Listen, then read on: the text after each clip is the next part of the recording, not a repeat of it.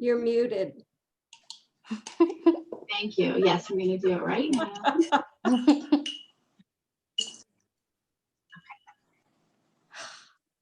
Now the pressure's on. Okay, so welcome everybody. I want to make sure that everybody is aware that this program is being recorded. So if you do not like to be recorded, you can exit out at any time. I want to thank the library for giving the Master Gardeners the opportunity to do this program online. The Master Gardeners' goal is to educate the community about healthy gardening. And our presenter today is Judy. She is a birder, a fellow Master Gardener. She's part of the Flower Girl team that helps do a flower bedding at Double Oak Farms, which is also located on some property on the American Chestnut Land Trust, located in Prince Frederick. So thank you, Judy. Okay, should I hit this continue button and get this message off my screen? You'll have to unmute to tell me. Yes, you should. Thank you. Ta-da. Okay, well, today we're going to talk about how to grow and the fun of giving away fresh cut flowers. And you probably wonder, why are we doing this in the fall? But we'll get to that in a minute. I am Judy Ferris, and I'm one of 5 flower girls. The other girls are Jan DeGeneff, Peggy Cook, Nikki Baker, and Patty Jones. And before I go any further, I just want to thank Alyssa and Jennifer Miller of Master Gardeners and Robin Truslow, who has helped put this talk together and make it very easy for me as a speaker. So, as we know, University of Maryland sponsors the Master Gardener program and the University of Maryland Agricultural Extension. And there are a number of different programs, which if you've watched these sessions before, you've probably seen some of them. But today we're going to focus on fresh cut flowers, and the information you're going to get is based on our experiences since 2017, when we first got the idea of doing a fresh or a cut flower operation. And we worked together at Double Oak Farm at American Chestnut Land Trust. So why late summer are we talking about flowers? Well, in fact, if you are a flower farmer, August and September are the time when you plant the seeds for your cool season annuals. And we're going to talk more about these later on in the talk, but this is what really got us intrigued about cut flower gardening initially. Perhaps more important is that fall is a great time to prep your flower beds so that you have a nice place to plant things when spring rolls around. And in the meantime, once your beds are prepped, then you can just relax until spring. So we're going to talk about how to create a small cutting garden. Our cutting garden is a long row. It's 86 feet long, but who's counting? And it's what we had allotted to us at Double Oak Farm. So the first thing is to select a site. And the most critical thing is that it's got to receive 6 to 8 hours of sunlight every day. I'm sure you've all experienced flowers that don't get enough sun and then they flop toward the sunlight. And this is not what you want for cut flowers, because a flopping flower has a crooked stem. Well, another good thing, of course, is a proximity to a water source. Decent soil is a plus, but it's not a game killer if you don't have good soil, because we're going to talk about a way that you can improve your soil. A true flower farmer would say, consider having your cutting garden in an unobtrusive location, because a cutting garden is not made to be beautiful to the eye. It's really a workhorse, and it should sit out in the side yard, and you should be harvesting from it all the time. Another option is that you could just add on to an existing flower bed in your yard. So how big should your cutting garden be? I think just to get started out, 3 by 10 is a good starter size. So you see we have a 3 by 10 grid laid out here, and we actually have 5 different species of cutting flowers. We've got dianthus, zinnias, ageratum, celosia, and sunflowers. And you're probably thinking, well, 3 by 10, I can only put maybe 1 plant of each in there. But in fact, one of the secrets of a cutting garden is that things are planted very, very close together, like 6 to 12 inches. And therefore, you can fit a lot more plants in this space than you might think. So how do we start from scratch to create a cutting garden? Well, there's a couple different ways, but it all begins with your soil, just as with any garden.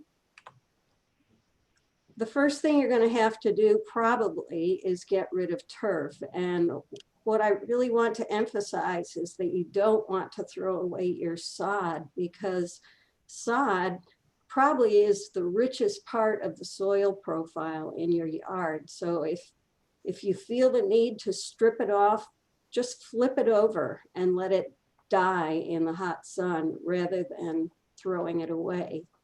I think a better way, if you can do it, is to smother the turf, and you can do that using cardboard.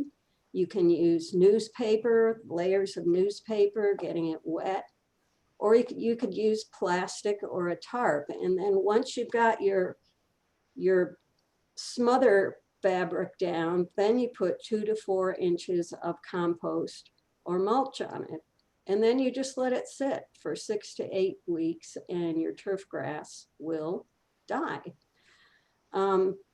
If you've used cardboard or newspaper and you have great soil underneath, you could probably plant right through the mulch and through the cardboard and newspaper and just start your garden right then and there. But odds are you'll probably want to break up the soil beneath, because so many of us in Calvert County have clay. You want to break up the soil beneath with a garden fork. So there are a couple different ways to make a garden, and we flower girls have tried them both. Back in 2017, when we were young and crazy, we did the double digging method as shown on the left. Well, this involves digging up dirt, adding layers of organic material, and you can see we went from a flat surface to something that was maybe 18 inches high or so. It was a lot of work, and we did it in July, but I gotta tell you, it made a fantastic, very productive garden. Well, in 2018, I guess it was, when we decided to make our cutting garden next door, we decided to try lasagna gardening. And lasagna gardening is just basically layering in layers of organic material. And we found that to be much easier. Our inspiration for this was the book Lasagna Gardening by Patricia Lanza. And you can see in this diagram just kind of how this should work. So you have sod or soil here at the bottom. Here's your smothering layer of newspaper, and then you're just putting on leaves, compost, green clippings, and then finally ending with a layer of mulch at the top. So how do you make a lasagna garden? Well, step one is to take a look at your base layer and see what you've got. In our case, we had a lot of evil clay, and we needed to break up that soil. So we put a little bit of organic material on the top. You can see the white is shredded paper. We have clippings from our yards. We have leaves that were raked up. And what we did was break up that soil with a garden fork. So there's a couple different devices you can use. This is a garden fork. We did our first garden entirely with the garden fork, and it works great. You don't lift a heavy load. You can also use a broad fork, which I thought I would absolutely hate, but what you do is you just put this on the ground and it'll pretty much drive itself in, and or you can stomp on it and then you rock it, and when you rock it, it opens the clay and allows all that nice organic material to fall in.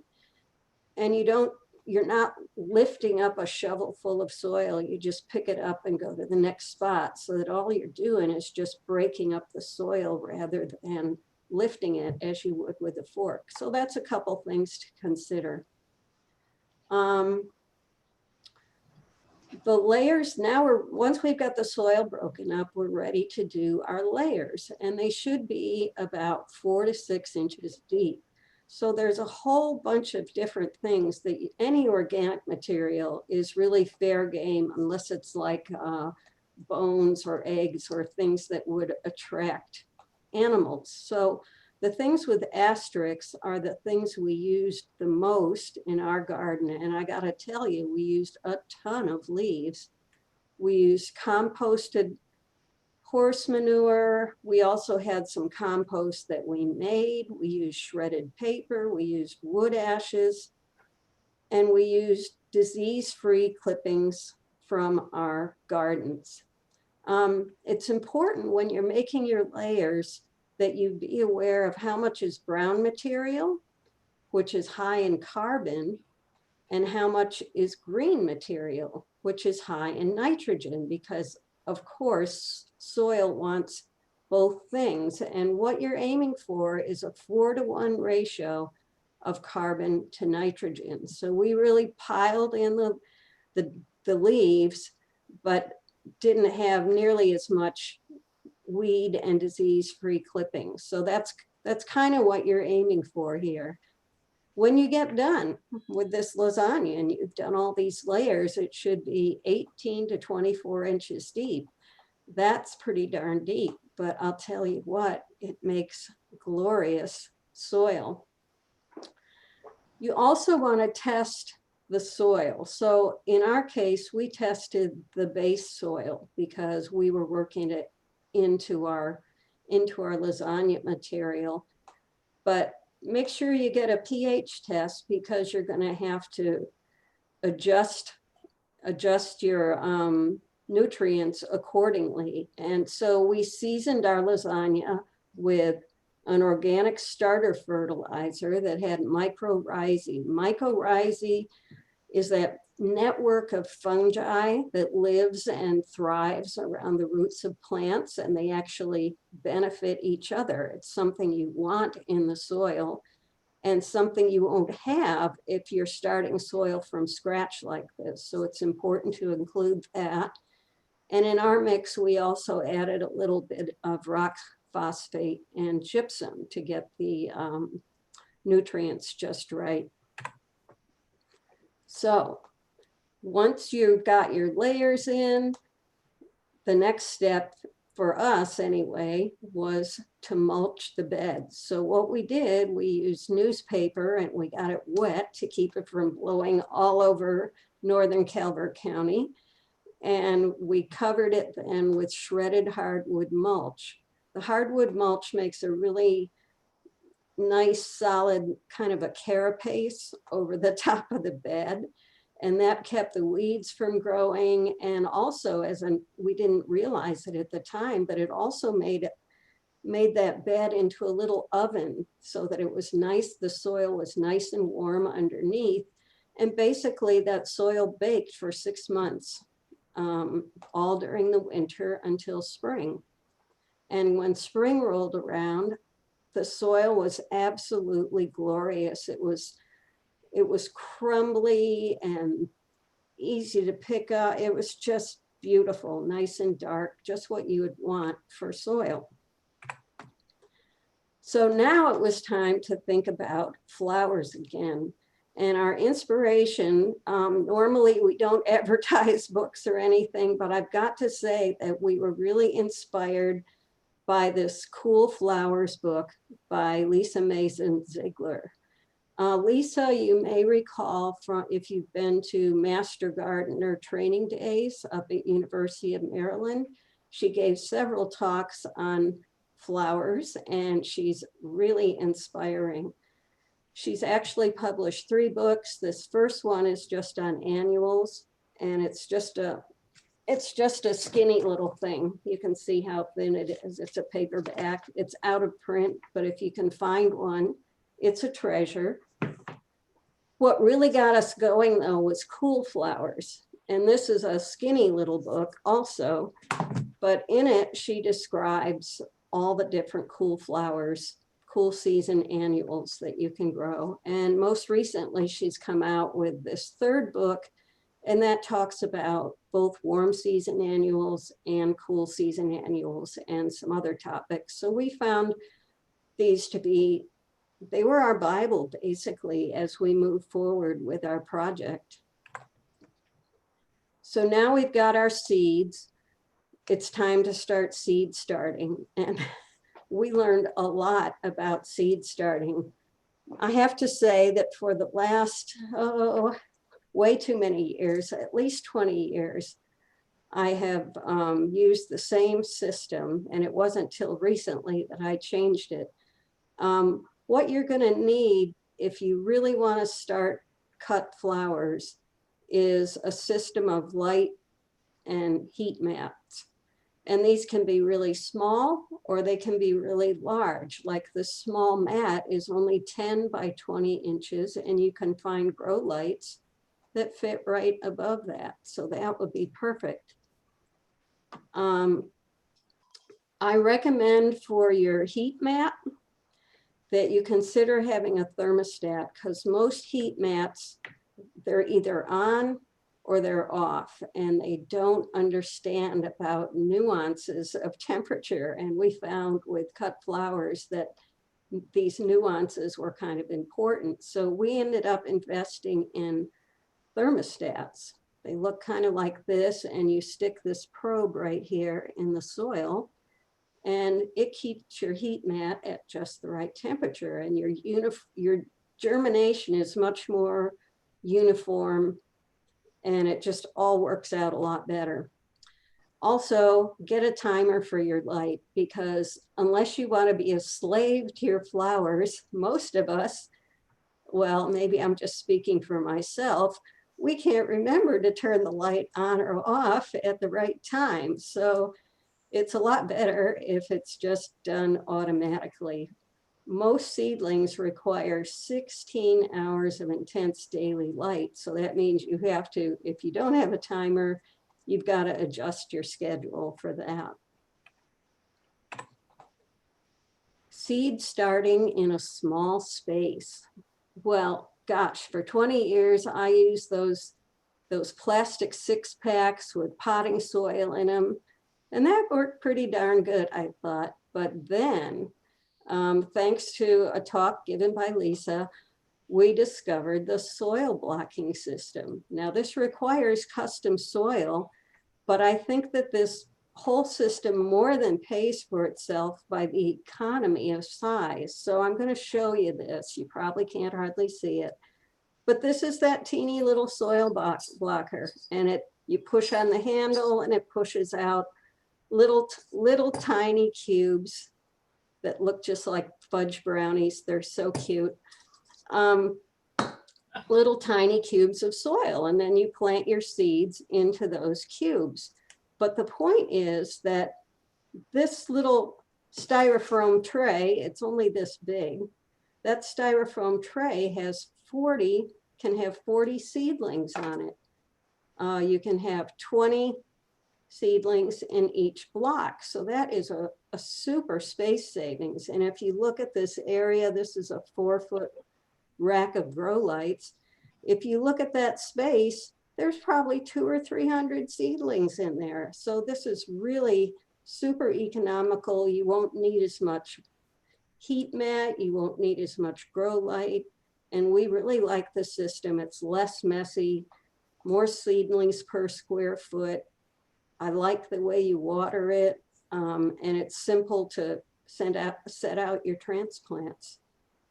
I've been experimenting also with this biodome, and this is kind of an amazing thing. This is a green pan right here, and the white is a styrofoam block that floats atop fertilizer water. And you put little sponges in the holes in the block, and you put your seeds on it, and you think, oh, big deal, how good can this really be? But I can tell you, for things like snapdragons, those things they germinated all at the same time. They were all at the same size. They grew beautifully, and they're absolutely a dream. They're so easy to transplant because you just pull the sponge out, poke your finger in the soil, and stick the sponge in, and voila, you have just planted a transplant.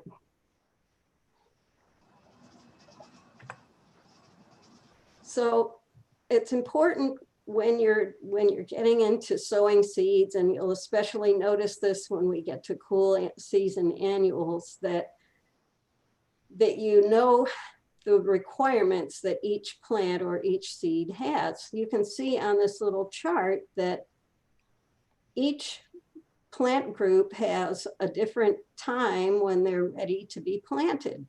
And they all have different preferences about temperature. Some like light, some like dark. So I actually made this chart because it's really hard to keep track of all this. And then there's the little pampered princesses. And they might even get a saran wrap tent, or maybe a different bottom heat or no bottom heat. And then, as if that's not enough, I keep a record on 3x5 cards of what I did, what happened, what worked, what didn't. And the idea is, it doesn't always work, but the idea is that I don't do the same mistake the following year. And so it helps to keep records. So you're thinking, oh, I saw those little soil blocks. They probably can't grow anything. Well, look at this. Jan grew these. There are 20 little basils here, 20 more little basils over here. That's 40 in that dish, 80 more, 80 more. I mean, you can just make a ton of plants in a very, very small space. So now we're ready to plant these things out in the garden. And I have to say, for me, one of the hardest lessons to learn when we started soil blocking was put the plants close together, because I have had a lifetime of, okay, here's the proper spacing. It's 24 inches, 18 inches. This doesn't work for cut flowers. You actually want to put them tight together, because this is what's going to encourage those tall, straight, upright stems. So we found this little system, and this is probably overkill. You don't need anything like this, but this little system has 2 soaker hoses spaced a foot apart. And then this mesh right here is flower support mesh. And the little squares are 6 inches apart, which is just perfect. So we put this on the stakes, laid it down on the beds, and just planted a plant in each square so that we had 4 rows across. And that way every plant has good access to water and equal elbow room. So now we're going to be talking about harvesting. How does a cutting garden differ from a typical flower garden? Well, beneath the surface, they're both the same, but above the surface, we've been amazed at how different a cutting garden is from a regular flower garden. We're growing different varieties because we want those long, elegant stems for bouquets. There's that close spacing so that we can get the longer stems. And we found that we need to support our flowers. We use flower support mesh, or if you're just if you just have a small garden, you could probably just rope the plants up on stakes. Probably the second hardest thing we had to learn was to cut deep to stimulate more blossoms. And we'll talk about this a bit more in a minute. A cut flower garden wants to be cut. If it's not cut and the plants or the flowers are allowed to mature, the flowers just say, oh, I accomplished my mission in life. I can just retire now. So you want to keep cutting off those old flowers so that it's always making new ones for you. So flower harvesting. Each flower has its own time it's likes to be harvested. And again, we found all this out through Lisa Mason Ziegler's books, just learning how to know when to cut a flower. So for example, this zinnia right here is beautiful, and it's actually at the perfect stage. You see this orange flower here? It's going to have a whole corona of those. And when they start to come out, that is the perfect time to cut a zinnia. On the sunflower, see how those petals are just unfolding? This is the flower's first day of life. It's just starting to open. That's the perfect time. And these are dianthus, also known as sweet William. It's a glorious cutting flower, and you can see these are just starting to open. And over time, this whole little bract right here will open. So that is the perfect time to cut them. Ideally, you would harvest all of your flowers or all the flowers that are ready at least once a week. Twice would be better, but once will do you. And you want to use clean buckets, clean water, and clean tools. Dirt is the enemy, is one of the enemies when it comes to cut flowers. Flowers, a lot of these species make a lot of their own bacteria and other nasty stuff. So you need to start with everything as clean as possible.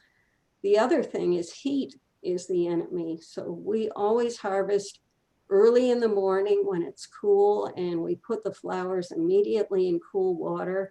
And as soon as possible, you get them to the coolest place possible. So remember, we said the first cut is key. Go deep. This is so hard to do. Okay, we have this beautiful row of zinnias over here, and it's ready for, this one stem is ready for cutting, and look at how deep you go to get that flower. Now, all of these side things here, they could be flowers as well. So we know that we're cutting off all those side shoots when we take that first cut. But what you're doing is you cut down maybe 6 or 8 inches above the soil, and you're leaving 3 or 4 stems like these on the plant. And those 3 or 4 stems then in turn grow really tall and make beautiful, tall, elegant flowers to be cut later on. So what happens to all this stuff? Well, in the middle picture there, you can see that Peggy and Jan are stripping off the outer foliage, and they're making a beautiful, naked, thin, long stem. And that's exactly what you want to arrange flowers in. I might just mention, if anybody's thinking of going the zinnia route, you want to be really careful of this area right here. This is like the throat of the flower. It would be just like handling us by our throats. And if you damage it, the flower is permanently damaged. So you need to be very careful about how you handle that area. It's a lot better to hold it down here like Jan is doing. So flowers immediately go in cool water, they're stripped, and now what happens to them? Well, you can put them immediately in a bouquet if you want, but we like to condition our flowers. Conditioner involves what we use is a little teeny tiny chlorine tablet that goes in water. And we let the plants sit in that overnight. Now, when these flowers are cut, they don't know they're cut. They're still sucking up water. So what they're doing is soaking up that very, very dilute chlorine solution. And it's just like a roto-rooter going through their veins. And it cleans out all the bacteria and other nasty stuff they have. And it also cleans the outside of the stem. So the next day when we arrange our flowers, these guys are all ready to go.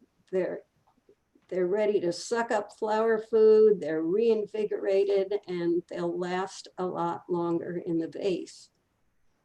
So what is the dirty dozen? Well, the dirty dozen is a group of flowers that are particularly laden with bacteria on the outside, on the inside. So this includes some of our favorite cut flowers: zinnias, sunflower, snapdragon.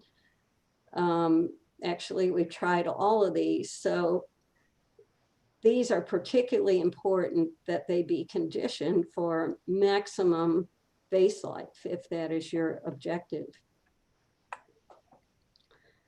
So we also wanted to mention which flower species that we recommended. And the backbone of our garden is zinnias, and we recommend Bennery's Giant. They are giant. They come up about to my chest, and they just keep blooming and blooming and blooming. These have, and the reason we choose Bennery's Giant is because these have the longest, most elegant stems. And you can see that they come in a whole host of different colors. Another of our favorite flowers is Dianthus Amazon Purple.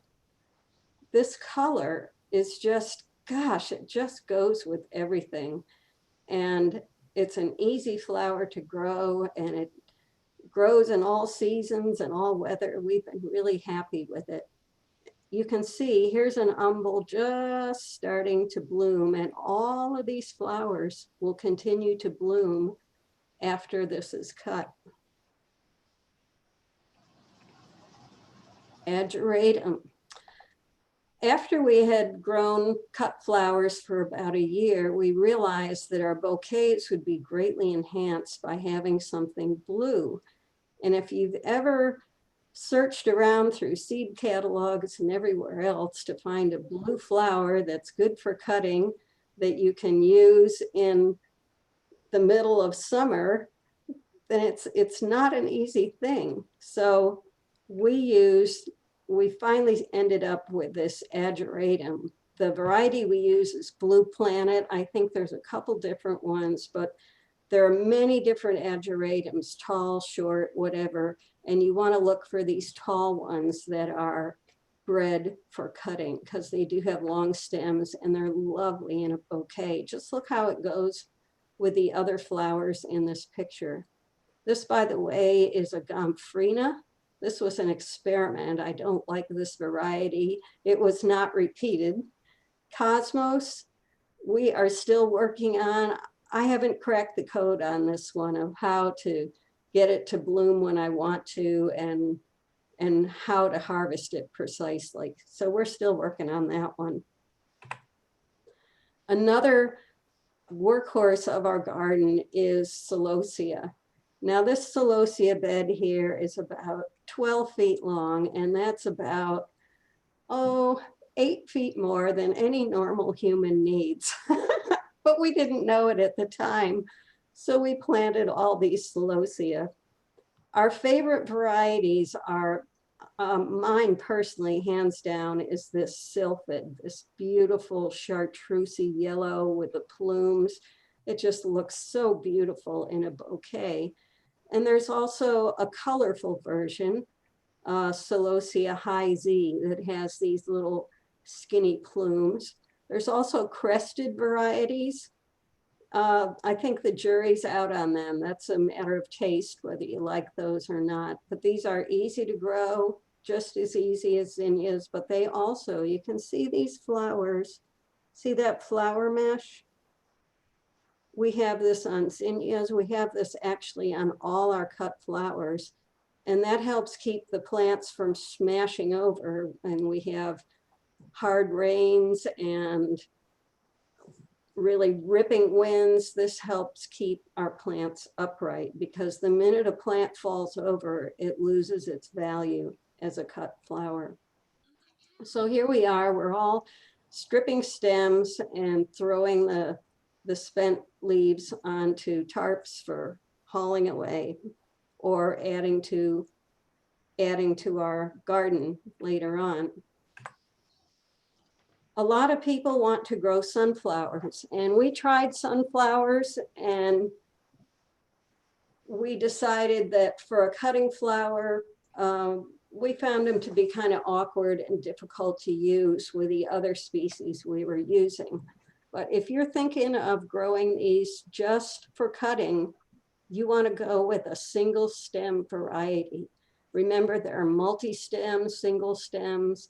The single stems have much stronger stems, and therefore they don't bend over when you put them in a vase. And I think probably the best variety is Pro-Cut Orange. Now, here's the secret with sunflowers. If you give a sunflower 2 feet spacing, it'll fill the space, and it'll make a gigantic flower that will knock your vase over. But if you smash those together at only 6 inches apart, you'll have these nice dainty sunflowers that can be very nice in a vase. And you can look at these, how beautiful they are. They're just at the right stage for picking, with those petals just opening. So it's really, really, really important to space your sunflowers close together. Well, I gotta say, you are totally in luck today, because I am not going to tell you how to arrange flowers. This is not my area of expertise. But the point of this slide is just to show you that you probably, if you have a little cutting garden, you want a few different species. It doesn't have to be complicated, but these are just some of the things we've worked with that we like. So filler is that stuff that makes up most of the bouquet that maybe you don't notice that much. And the things we've tried that we absolutely fell in love with include dill. Oh, that chartreuse color of a giant dill flower. It just makes everything look beautiful. Ami Magus, any of the Amis actually are really beautiful. Orlia, we're going to take a look at that. That's a cool season annual. Bupleurum is a cool season annual. And there are basils that you can grow, like lemon basil or cinnamon basil, that are great as filler with flowers. And they also add that lovely scent. So when you give someone a bouquet, it even smells nice. Now, in addition to filler, of course, you want your focal flowers. That would be like the zinnias in this one right here. And for this, we'd use zinnia, sunflower, rudbeckia, and you just space them out in your bouquet. Those are easy. And in fact, you could have a whole garden simply of zinnias and be a happy camper. So don't let us scare you off with a bunch of technical stuff. Just go for zinnias if that's what you like. You'll also want accent flowers.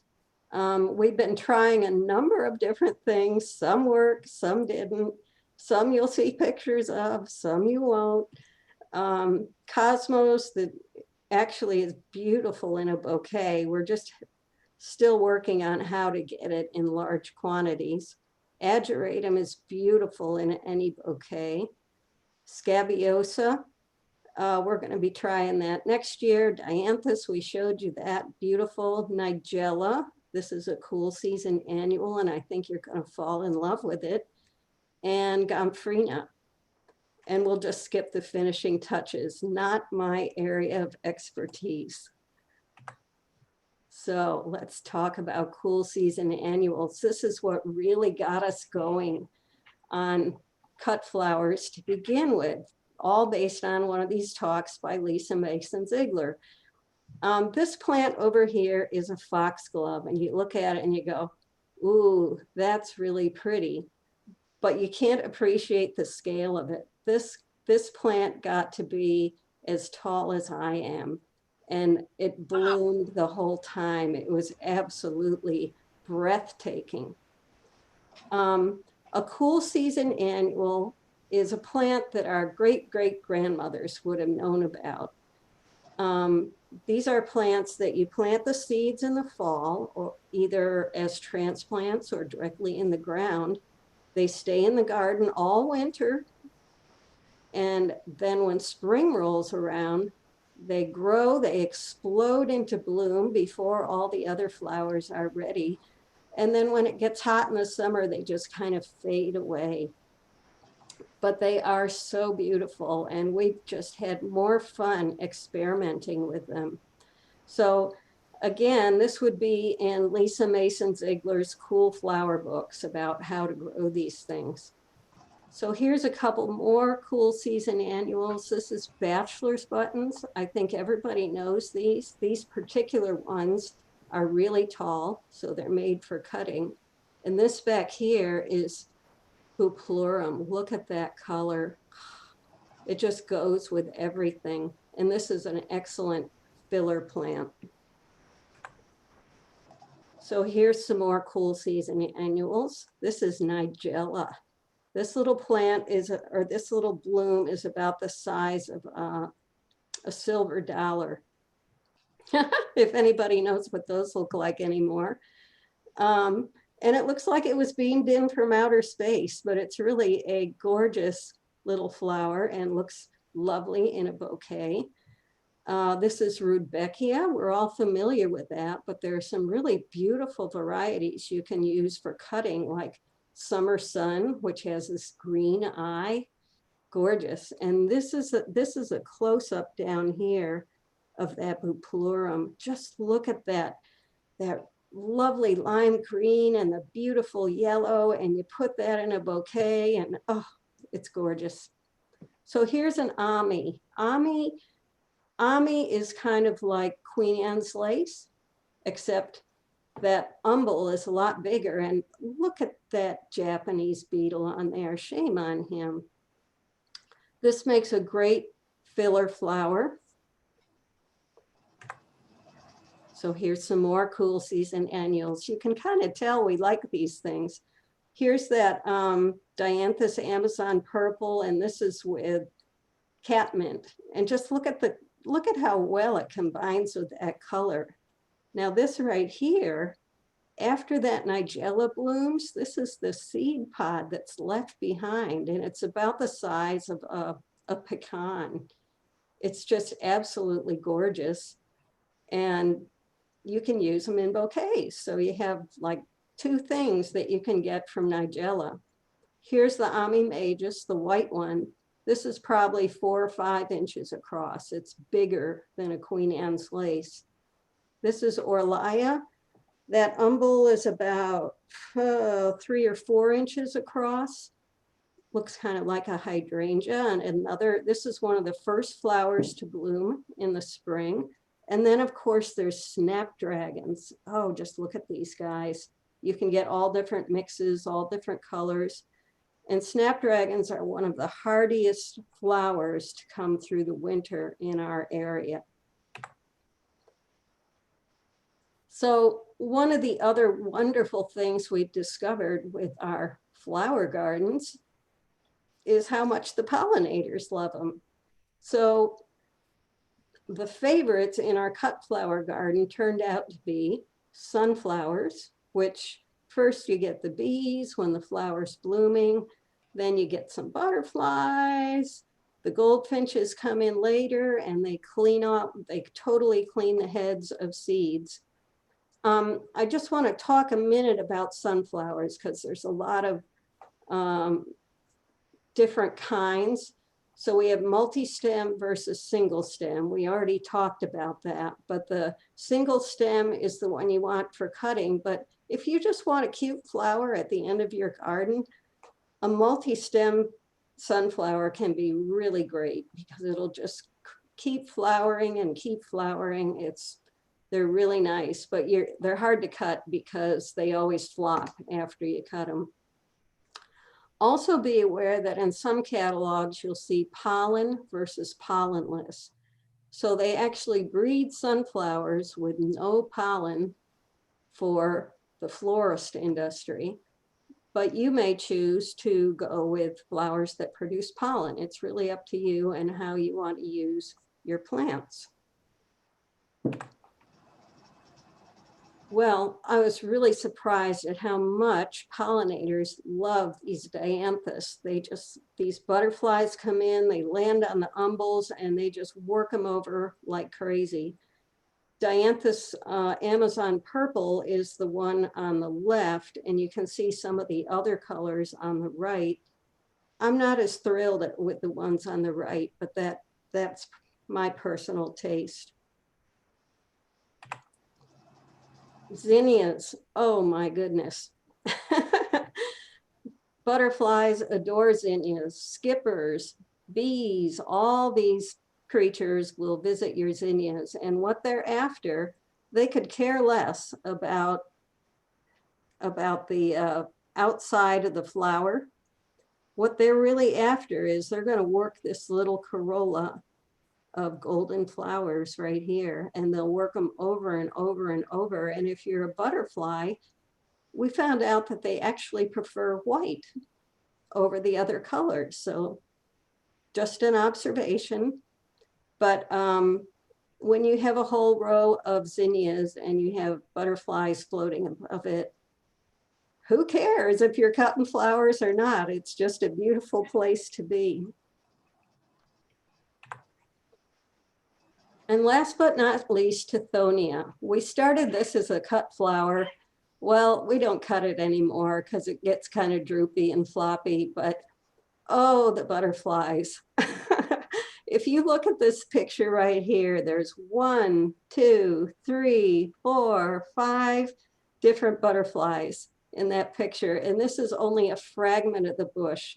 A Tithonia, think of it like a sunflower. It's going to be 7 feet tall and 7 feet wide. And I keep whacking on ours because they get out of bounds, but it keeps growing and the pollinators keep coming. It's just, I really love this plant. And it's pretty much, you grow it pretty much like a sunflower.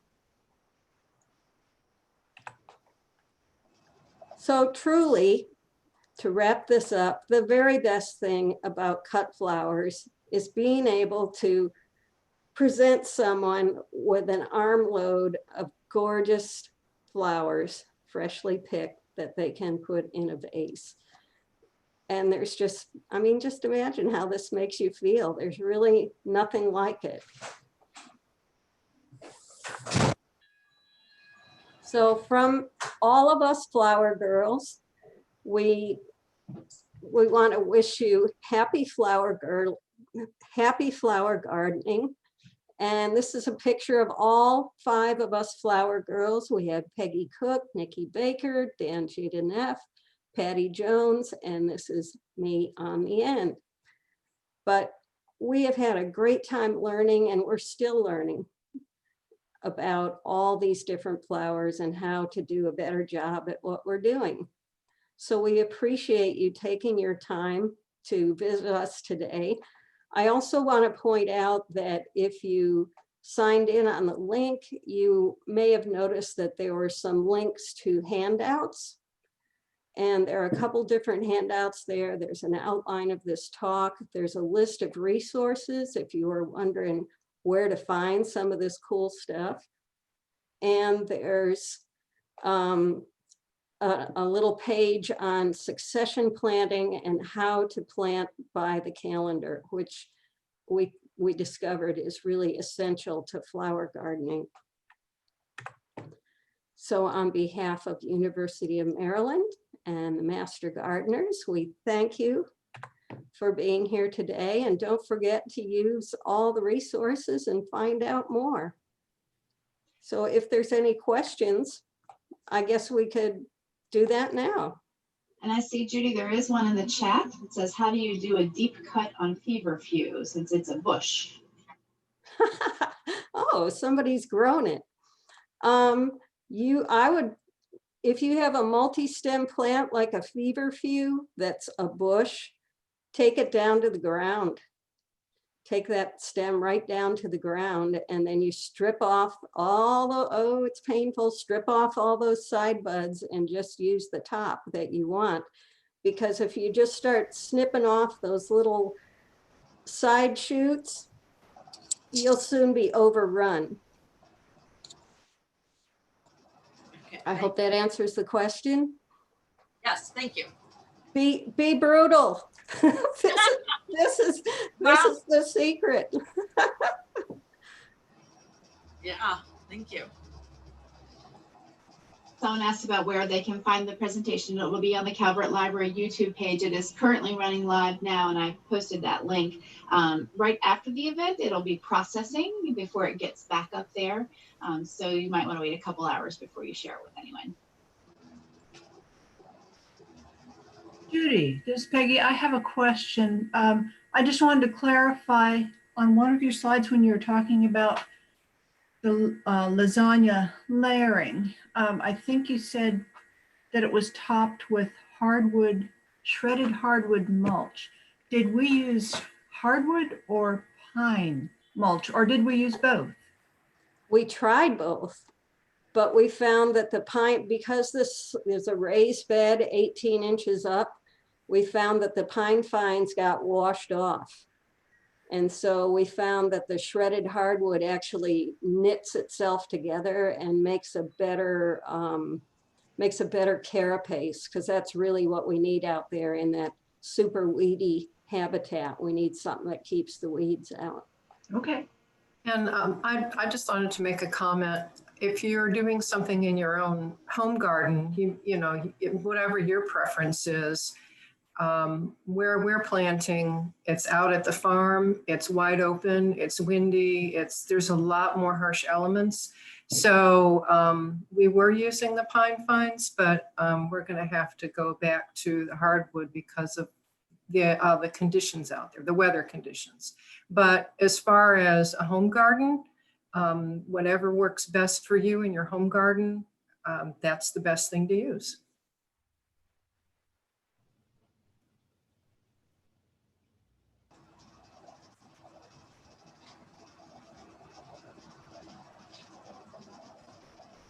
There is a question about, does the library have any of the recommended books? I'll have to take a look at the list and send and take a, yeah, and see maybe. I've looked, this is Jennifer. I've looked through what we have, and I believe we have most of them. Particularly, I remember seeing the flower one about flowers of vegetables. I know we have that one, and I'm not quite sure about the other two. Great, thanks, Jennifer. And then Teresa is asking, did you have any issues with deer eating the flowers? Oh, you've hit a really sore point there. You know, for the first 2 years, we lived in this blessed land of no deer. But this year, they came in and they decided, I think the thing they hit the hardest was the dianthus. And also they worked on some of the celosia, but not all of the celosia. I think that what we're trying is in the winter, we leave that deer mesh on and we put it a little ways above the baby plants so that the deer can't get through it. And I think that helped protect things through the winter. But once they start growing, oh, let's see, celosia, dianthus, they didn't touch the zinnias or a lot of the other things. So most things were good, but a few things not so good. And also we're farming, where the farm is, there is a large fence But there have been some access points in that fence that they've been working on at the farm. And also it has like, a little electric fence electrified, but they still tend to get in here and there. So it's what we find the evidence every now and then.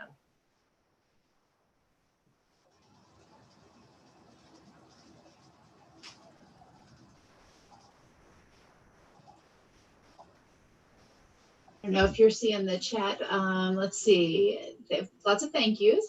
Where would you recommend getting the netting that you use to keep the flowers straight and from falling? I think you called it what did you call it? Flower support mesh, Yeah. like support hose, I don't know. We got ours from the gardener's workshop because you can buy it there in relatively small quantities. And if you're just starting a small garden, you don't want to invest in 500 feet of flower support mesh. So the gardener's workshop, just look that up. It's in your references and you'll find it there. It's called flower support mesh. And if I stop sharing your screen so we can see you bigger can we do that? Uh-huh. Well, maybe we can see better. There's so many people here. We don't see all that much. Yeah. All right, looks like there are a couple more questions. How high did you put the mesh above the soil and how did you keep it there? This is an excellent question. And I got to tell you, I'm still learning for each species, but I put the stakes in early, right when we planted the transplants. And then I raised it up about 6 inches above the level of the transplant, 6 or 8 inches, to keep the deer from being interested. And then as the plants started growing, they would grow through it and I just keep moving it up till it got to about 18, 20 inches, something like that. And normally that's fine, but this year with all that pummeling rain and the winds, some of our zinnias just ended up matted right on top of that mesh. So all you can do is hope you make the right guess every year and take it from there. But I would say take it up at least 18, 20 inches, maybe 2 feet even. And what I do is I put my tobacco stakes, we use tobacco stakes. You could use some other system, but the tobacco stakes allow you to kind of slide that mesh up, and I put them in at an angle so that they're like that. And that allows you to slide the mesh up and it continues to stay tight as you go up, because especially if you're dealing with feverfew and some of these other plants that have been mentioned, they want to flop big time. So you got to be, for those, actually, I would raise it higher. And that's just one of the lessons we've learned in the past year or so. And someone else asks if you recommend, what recommended seed source you have.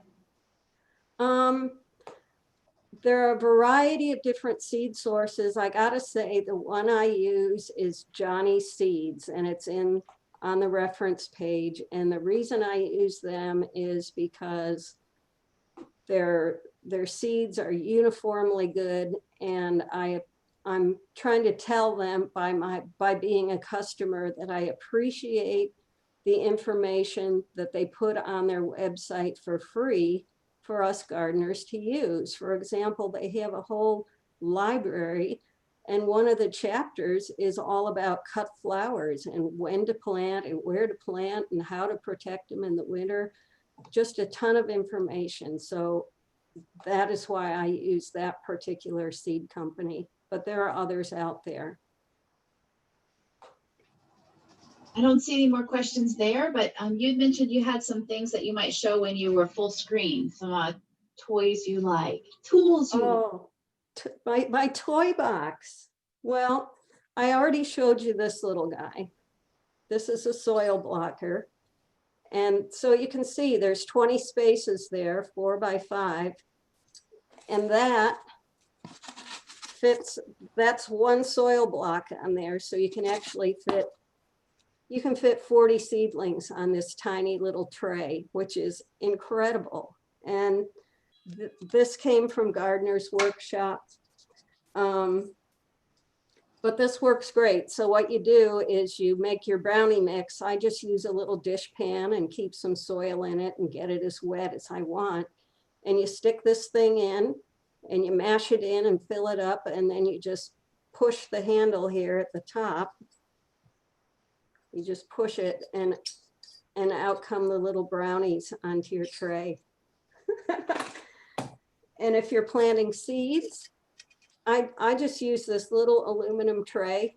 It's very inexpensive, and you put your seeds in, and if you're trying to plant tiny seeds, or for me, even if it's big seeds, you use a toothpick, you get it wet with your tongue, and you just stick your toothpick into the pan and touch one seed and transfer it over to your soil blocks. And that way, even for the tiniest of seeds like foxglove, that maybe you can't even see, you can at least, you don't put 40 on one block and 0 on the next. It's a much better way to do it.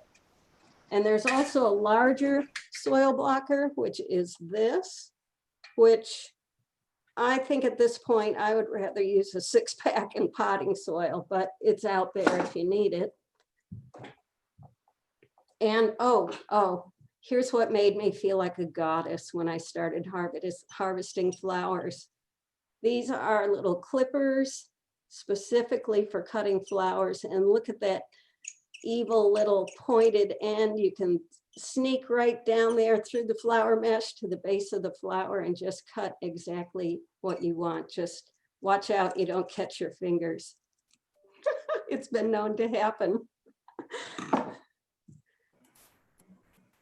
I have a comment about, it's me, Judy. I have a comment about the soil for the soil block. Since soil blocking is an English method, and it also does use a different type of soil that you mentioned, we found the source from the Gardener's Workshop, but she also gives you a recipe. So the soil, I mean, if you bought one bag from her, it'll make over 200-300, maybe 400 plants in the soil block. But if you choose to, you can just buy a couple of the ingredients for the mixture and then just buy your own compost, leaf grow, and I think it was some type of a sand mixture. I forget what it is, but you know, that information is also available in those books or on her website. So it's not real expensive. It's not like you're going to be spending a lot of money on a specialized soil.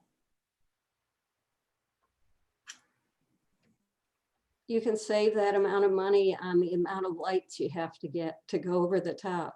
I mean, you're in so much more of a compact space. You have a smaller heat mat, you have a smaller light rack.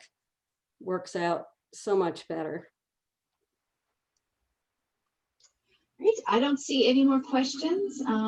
So we may be able to wrap this up, and we're just over an hour. So am I right? No other questions? And I just have one more comment. Just remember that everything you do for cut flowers, for seed starting, you also can do for vegetables. It's all applicable to all the vegetables for your garden. So that's a good thing. One more question popped in. Do you have any fertilizer? Do you use any fertilizer during the season? No, actually, because our beds were made totally with organic material, we don't use fertilizer. I think that a flower farmer would say, yes, use fertilizer, but we find that by just refreshing the beds every fall with a little bit more layers, a little bit more stuff, that seems to be enough. And you can also put on some organic flower fertilizer, but we tend to go light on the fertilizer and things do really well.